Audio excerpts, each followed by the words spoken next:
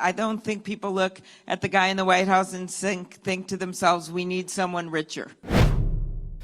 It's debate night in the United States, and the spotlight is shining directly on Mike Bloomberg. The billionaire former mayor of New York City will take the stage for the first time tonight in the U.S. Democratic race.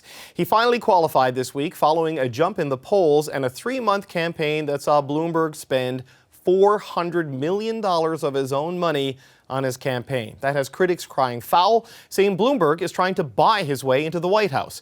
So what do we know about Bloomberg's power, personality, and politics? Nicholas Coolish is a reporter at the New York Times, and he joins me now from New York. Nicholas, thanks for joining us.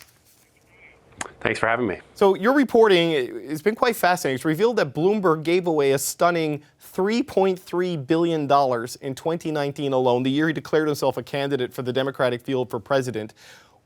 What do we know about who he gave the money to and how it might be helping him seek the nomination? I mean, the truth is we know very little about it. We think that $1.8 billion of it may have been a prior commitment that he made the year before to Johns Hopkins University. Even if that were the case, that would leave $1.5 billion completely unaccounted for, or more than twice the amount that he had given the year before.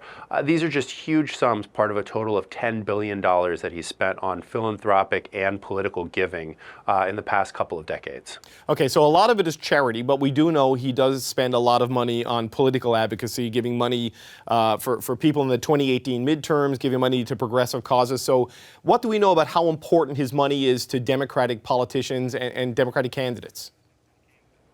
Sure. I mean, listen, in our story, we quote Terry McAuliffe, the former head of the DNC, as saying, the Democratic National Committee, as saying that he's the most important donor to Democrats and Democratic causes.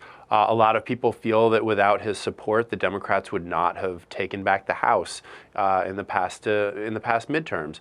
And so, I mean, you also have to realize that there's what we officially call his political spending, but a lot of the charitable work, is on specific issues, related to things like climate change or women's issues, where he really is backing solidly Democratic causes. So there's a blurry line between what is charity and what is politics. Okay, so it's Democratic causes. Is there any evidence that this is influencing Democratic decisions?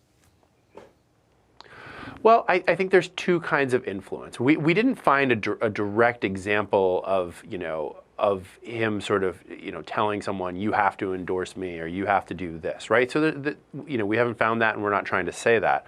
But at the same time, people know that this money is out there. A lot of mayors who he's given money to their cities have lined up to support him, to endorse him. So there are real examples of people who have received a lot of funding from him and then have turned around and gotten his back as well. So this is billions of dollars we're talking about, and this isn't even the money he's spending on his campaign, right? I mean, he's worth about $60 billion, and he spent $400 million already, and he's only getting into his first debate. So, I mean, what kind of influence is this dump of cash having on this nomination fight? I mean, I think that, it's unprecedented.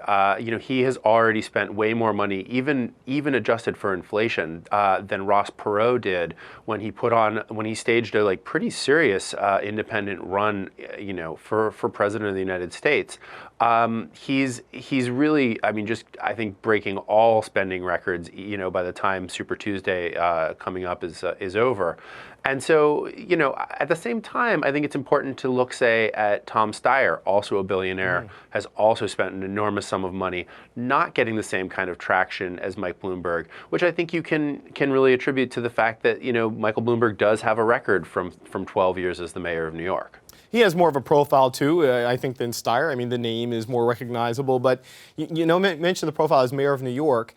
Here we have what is a former Republican mayor of New York and a billionaire fighting for that moderate Democrat vote. I mean, it's a fascinating contradiction in this particular nomination fight.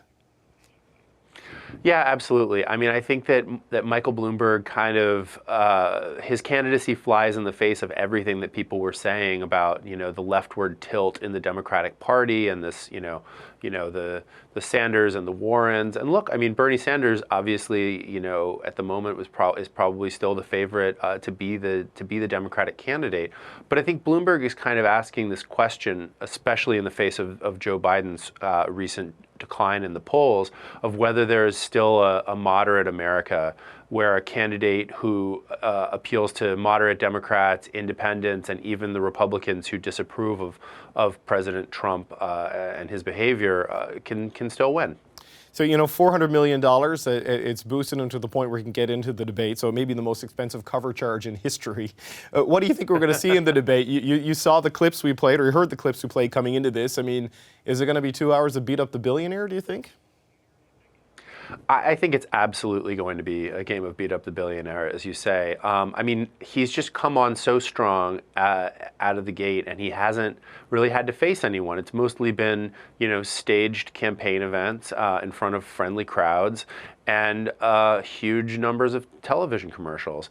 And so this is sort of the opportunity to see if they can get him off message.